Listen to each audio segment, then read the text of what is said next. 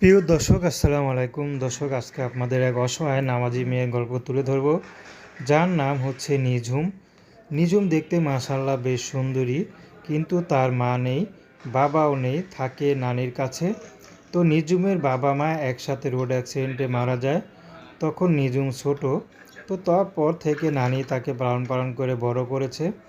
তো নিঝুম এখন বিয়ে শাদী করবে, কিন্তু তাকে যে কেউ বিয়ে করবে সেই অবস্থা তার নানির নেই, কারণ থাকে কুঁড়ের ঘরে। তো ঘর ভাড়া দেওয়ার মতো সামর্থ্য নেই, তার ঘর দেখলে কেউ তাকে বিয়ে করতে চায় না।